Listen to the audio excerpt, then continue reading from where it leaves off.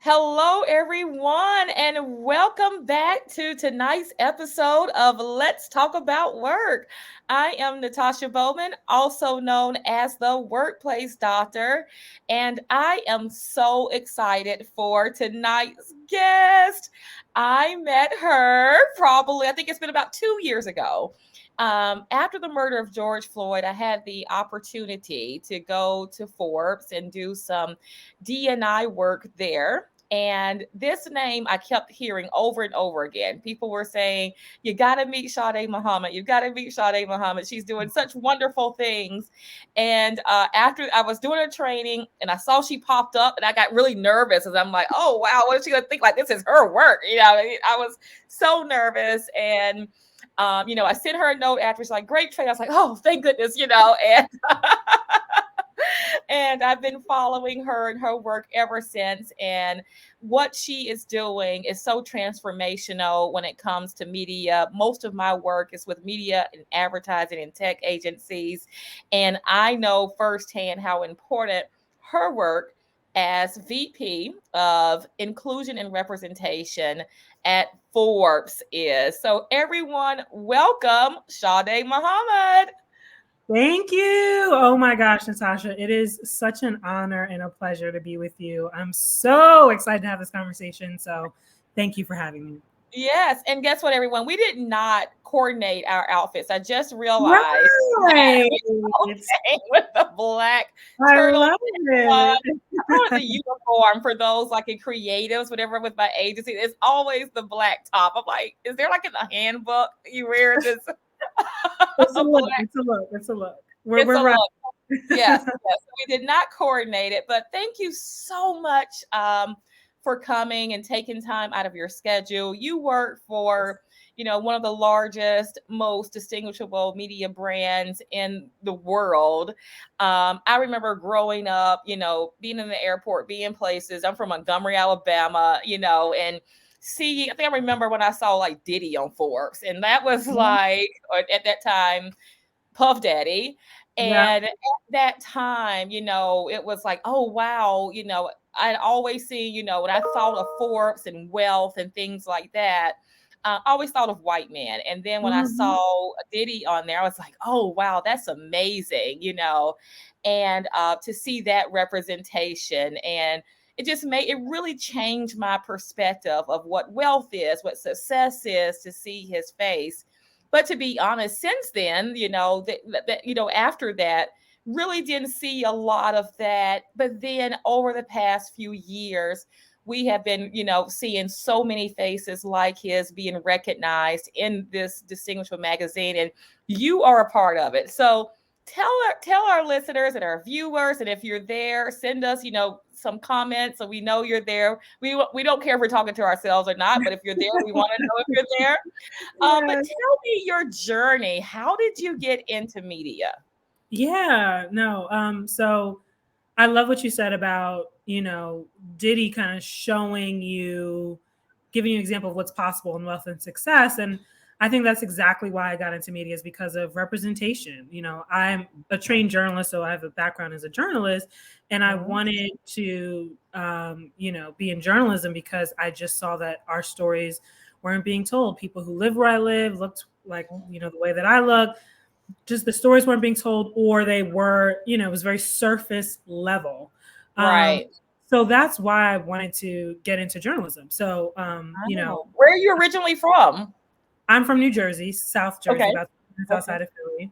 So Okay. also a small town, Mhm. not Mhm. maybe not Montgomery, but small town. And I felt like it was just missing. And so went into journalism, and it was actually an experience that I had my senior year of college, where we went around to look at different magazines and speak to the editors. Right. And honestly, Natasha, I just felt so, just like I didn't fit in. Like, it wouldn't Mm, be a place for me. right. And so I would ask questions about, oh, what are you guys doing with digital, and like different Mhm. audiences, and the answers were kind of just like, we kind of just do things how we've always done them. And so Mhm. I kind of just had this feeling like this maybe isn't the path that I want to take. So I ended up going to film and TV. Worked at NBC and went that route. But you kind of see the same things, like no matter which medium you go into, right? You see those glaring, it's just the inclusion, the equity is not there, the representation is not there. And so I thought that if I go onto the business side of media, I could see that I would have a bigger impact in the sense that I would be able to influence what was talked about. So it was outside of what my individual story, package, etc. was. I could have the chance. I felt that I would have the chance to look at the bigger picture.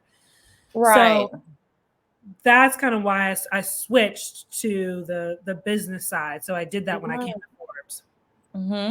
And so when I was there, I loved it. I worked in branded content. I thought that was just so fun. I love working with the marketing partners and advertising and all that. But what I did see is, there just was no talk. We were talking about future of work, blockchain, all these amazing things of the future. And I felt like, am I not a part of the future? Like, am I not a part? I just didn't see myself in anything.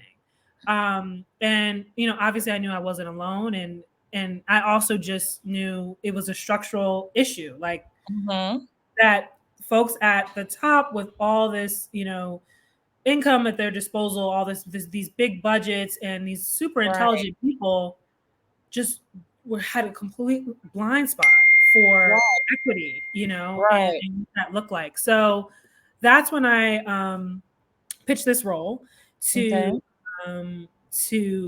work on the business side of DEI partnerships. So, typically DEI is under HR, and I wanted to create something that wasn't under HR and was on the revenue side. I said I want to stay on the revenue side, but I want to prove that like this is going to make money. Like this is profitable, and also with that comes influence and greater representation, hopefully, which some of what you've seen and all.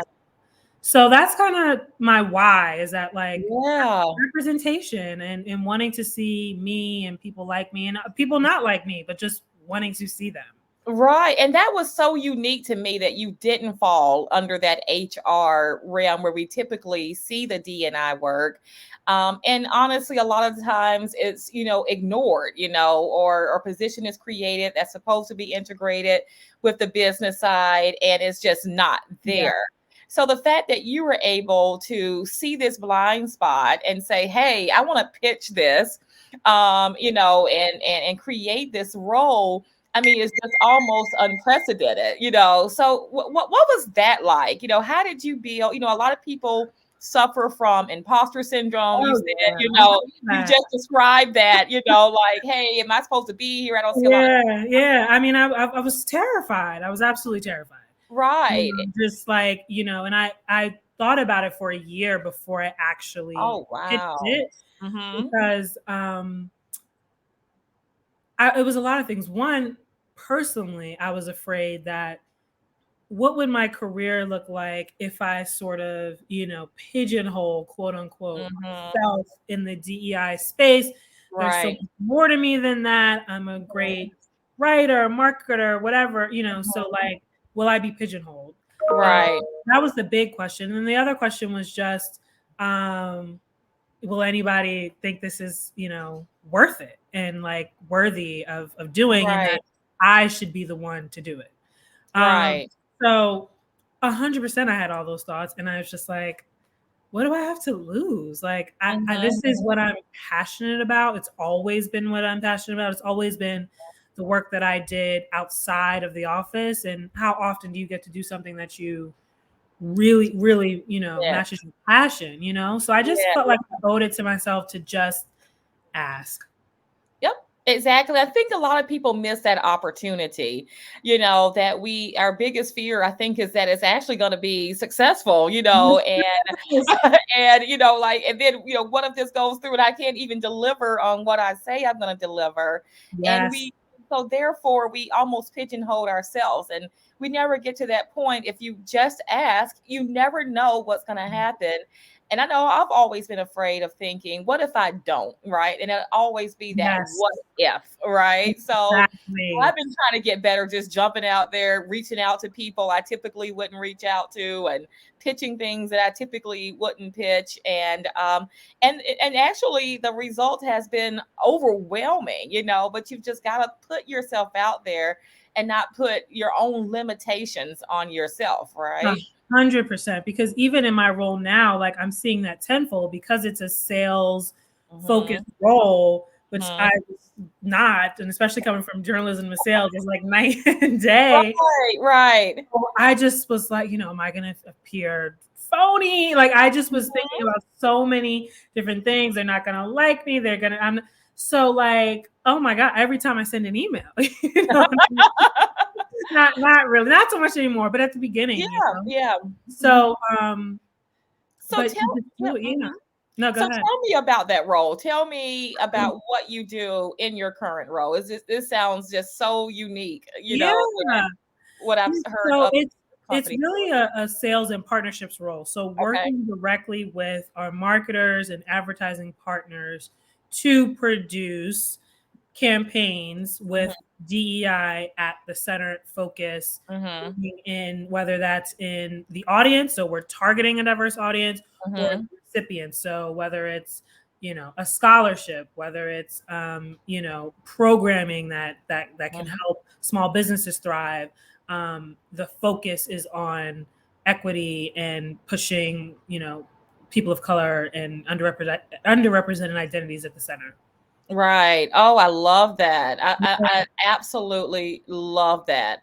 And do you see, since you've done this, do you see other media companies, following in your footsteps and creating positions like this? And you're kind of have set the stage for what the expectation is, I mean, I hope so. That's the hope. When I looked around and created this with the team, Mhm. I didn't see anything like that, especially at a media Right. company. Mhm. This was pre George Floyd. Right. That's what, yes, Yeah. absolutely. So now you see more of it, but I think it's great. I mean, I would love. I don't want it to just be me. I want it me at every single company. That's right. That's right. That's what I'm thinking. You said I knew that this was before the murder of George Floyd, and they were all forces already thinking this way, and on that business side, which I said before, is just so unique. It doesn't fall under HR. It's part integrated with the business and with sales was just Yeah, just so yeah, it makes a huge difference and that's why, because being on the revenue side and seeing how much sales got behind mhm, whatever made sense and was gonna mhm. sell, you know what I Yeah, mean? yep, yep. That I knew if I could create an opportunity that was attractive enough, Mhm. there's a whole team that's gonna want to make this happen. Yep, yep, absolutely, And so that's absolutely. that's that's what we're seeing. And so it's great. So, what would you say if you're able to share? What was your biggest win? When was that moment where you just knew, okay, I made the right decision. This is working. Like you just went home and just pat yourself on the back, jumped up and down. What was that moment for you? Yeah, I mean, there have been a lot of moments along the way, but the biggest moment was probably literally within the last month. A partnership that we're working on with a luxury brand to Okay. bring to celebrate executive women of color, Black and Brown women, to really honor them. Wow. And then also an event focused on fathers, Black fathers, executives, and really shining a light on them as well. So that was the moment where I was like, this is Oh, working. This is Oh, working. I love that. I love that, especially the Black father. I think that that's a story that's not told Not very told. frequently. And I talk about it, all the time, on my social media platforms, and I get so many messages. Thank you for celebrating Black men, Black fathers. Mm, My husband. yeah. We kind of have, role reverse where he's been the primary caretaker after my career trajectory kind of started. And, Yeah. he, raised the kids, he takes care of the house. Wow. I mean, he knows all the things that I don't even know. It's like I was at the doctor one time or take my daughter to the emergency room and they're like, oh, what medication is she on? I was like, oh, wait, I'm the wrong person in the room. Let's trade. I trade with my husband. And they literally brought all like the nurses in because they were so fascinated that this dad knew all this stuff, Awesome. and Awesome. but that's not always the picture that that is painted in media and advertising. There have been some ads by a certain retailer, I won't say any names, where they depicted families, and the Bat family was the only family that was missing the father, right? 100%. And yes, yes, and even as we've been talking about racial reckoning over the past couple of years, there's been a very big focus on Black women. Of course, I'm very supportive of that as being a Black woman, but I feel like Black men have been left out of the conversation. And my husband's very last experience, and I talk about this all the time in the workplace, wasn't a great experience. He did experience a lot of racism being an only Black teacher at his school. So I'm so excited that you're bringing that focus, right, to reshape that narrative of a successful Black man and father, that we don't typically, get to see, so that's fantastic. Thank you. We're excited. I mean, that's exactly what we want to do. It's the representation. And even if someone hears again, Forbes threw an event about Black fathers, that's going to mean something. 10 years ago, I don't think that that would be the case. I mean, that's I'm so excited for this campaign and this initiative, because I know 10 years ago that was nowhere on the radar. So that just really speaks to your work and the work that you do. Team, Yes, and the team. But I know that you probably think, there's a lot more work to be done. Yeah. Where do you see 10 years from now, media and publishing? What would you like to see? Where's that progress? The progress has to be in the teams, more diverse teams, not just, kind of the executive agenda, but people all across the company, from, folks just starting out all the way through at the same table talking about these issues. I think the teams have to become more diverse because, who's in the room? If you see something that misses the mark, the answer almost always is these folks were not in the room to say that won't work. Exactly. Because I've been in those rooms to be able to say that. Please don't do that. Right? Yes. So like it has to happen. It can't be a check the box. You have to figure out who are the people that really need to be in this organization so that we can remain relevant. Right. Because there's only so many times that you can get it wrong without people thinking, well, maybe this is just your DNA and you're projecting something from a marketing perspective that isn't reflective of your DNA. So I think what's going to have to happen is the mismatch between messaging and what's really happening is going to have to get closer. Otherwise, it's not going to be sustainable, I don't think. Right. So I know you do a lot of work in digital, right? In the digital platform. And, some would say, print media is dying, if you will. We've seen that no longer even have print, it's completely digital. I still like to touch and feel things myself and flip through it and smell it. Like I still love it.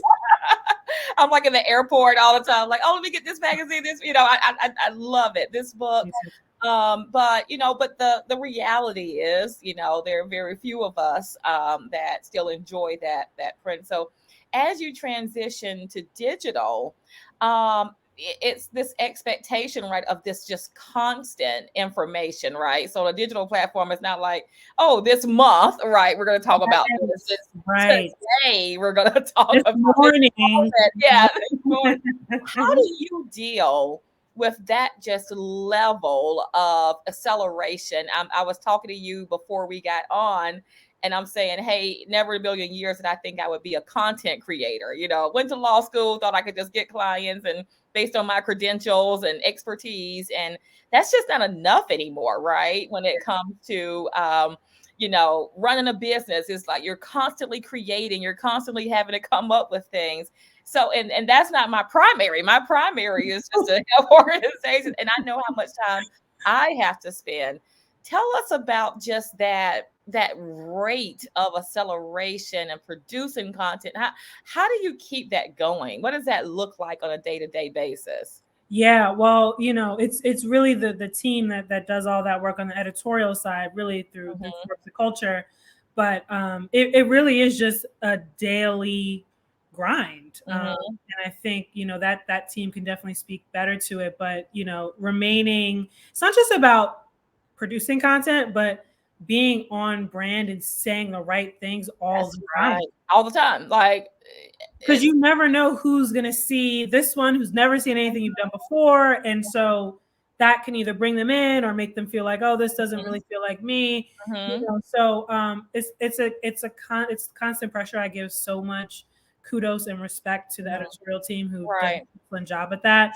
Mm-hmm. But it is having the right team that Yeah. actually understands the audience and can push the culture forward and the conversation forward. Because if you're just regurgitating at this point, people they lose interest. Right. Exactly. Exactly. What would you give if we have, budding people who want to be in journalism, want to be in media, Yeah. especially BIPOC employees Yeah. who, again, there's just, still such underrepresentation within the field. And, they may be, my son right now is majoring in broadcast journalism. Nice. Yeah, that he wants to do sports and all of that. And and what would be your advice to my son and others who are coming up, but they're looking at the TV, they don't see a lot of faces that look like them. We're seeing more. Keisha Lamb's Bottoms, just Yeah. announced Yeah. I know. commentator, who we're seeing more and more, but still underrepresented. Yep. So what would be your advice to them, those breaking into the field, and and they want to go the traditional route, right? I mean, I guess we all can, or quote unquote, created I don't know what we call this that I do, but Yeah. that traditional, journalism. Yeah. You gotta go get a degree for it. You gotta go, Yeah. No. Yeah. Absolutely. I what mean, would be your advice to them entering the field? so I would say be unafraid to create what you want to see.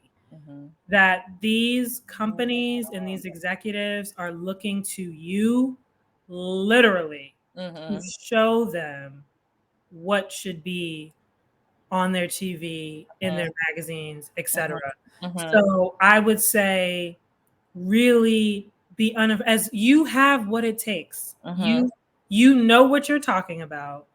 You have a superpower as being BIPOC and seeing things from the outside looking in a lot of times, which is Mm-hmm. how we've had to how we see the world. That's right. And so you have unique gifts in that you're able to see things that so many other people just don't see. And so trust that. Right.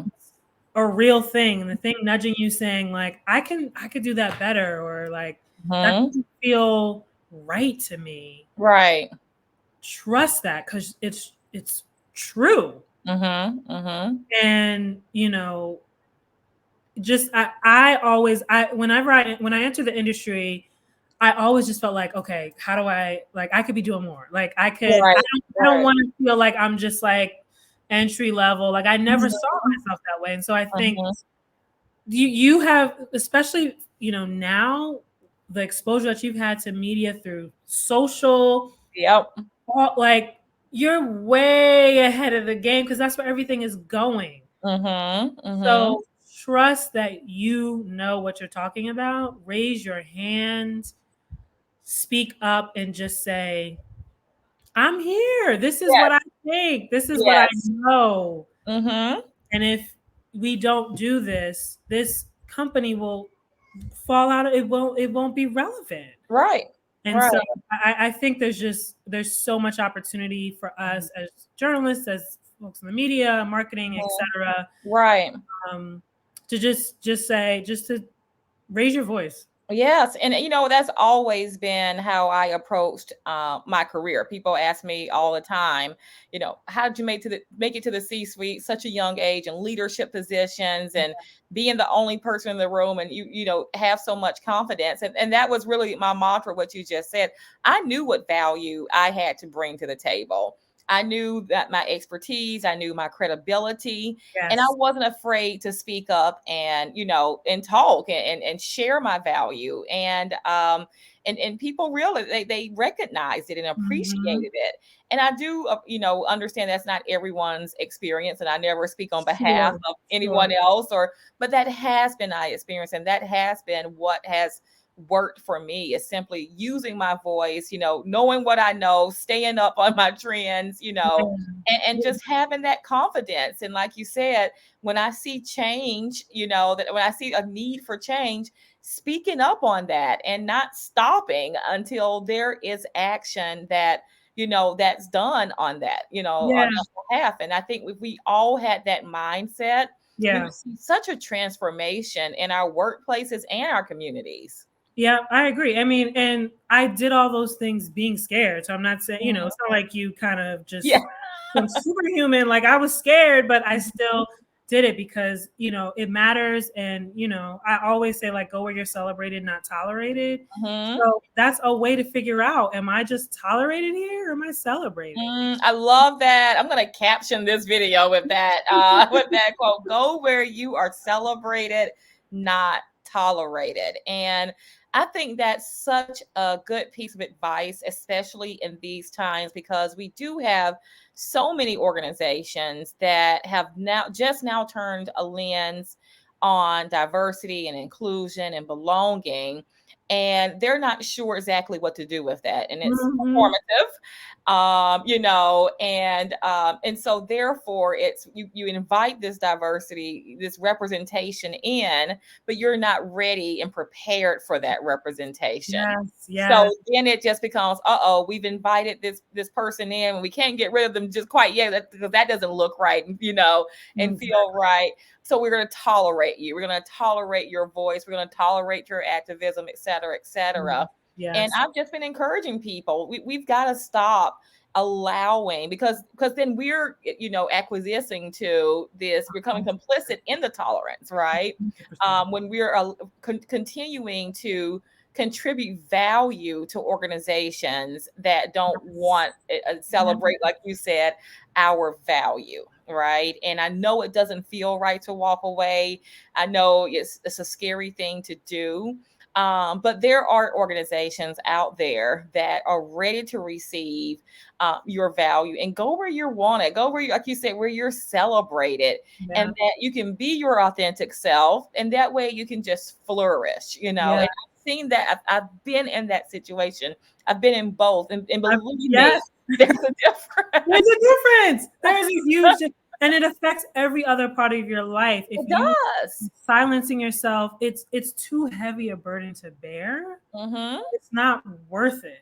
And so it's hard to speak up and feel like you always have to speak up, because if you don't speak up, who will? Mm-hmm. But Mm-hmm. it's worse to feel like I can't say anything. Right. It really is. It keeps you up at night. It Yeah. impacts every other aspect of your life. So I'm like, just free yourself, Free yourself. Yes. Yes. It's best for you, it's best for your family, your loved ones, and your Yeah. overall, mental health, which, that's just been my focus here lately. I'm just all in a zen and encouraging everybody else to be as well. I mean, so I love that. I think that's, if you don't take anything else from this conversation, go with you are celebrated and not And I tolerated. and I and I've heard that somewhere, so I wish I could take credit for Okay, it. all right, but I'm still gonna quote you. I'm going with, the fact that you're Yeah. spreading that message is Yeah. fantastic. Well, thank you for the work that you are doing in this space. Thank you for showing up, seeing a need, and being that person to raise her hand and say, I see where this work can be done better. I can be the person to do it. And you are certainly very much revered for the work that you do. Like I said, when I worked with Forbes, your name was the one that constantly was brought up. So you were very well respected. in that organization. And I know I follow Forbes the culture. I have seen just so many things coming out of there and people being celebrated that weren't celebrated 10 years ago. And it's showing the younger generation, right, that, no matter who you are, you can have wealth, you can have success, and, however that's measured. Such exciting things you're doing. And I just, thank you so much for Well, taking thank time. I know your schedule's you. super busy, but As we all are, but I had to make time for you. I feel honored. oh, This is so amazing. And hopefully, someone gets something out of it. that's right. That's right. I'm sure they will. Well, thank you so much for coming. And thank you, everyone that tuned in. I'll Thanks. be back on next week, same place, same time, Wednesday, 6 o'clock p.m. Eastern Standard Time, where we have the diversity of inclusion for Google on. So I'm excited Ooh, for that conversation. More to come on that. So next time, sit back, relax, grab a drink, and let's talk about work. All right, everyone. Thank you. bye.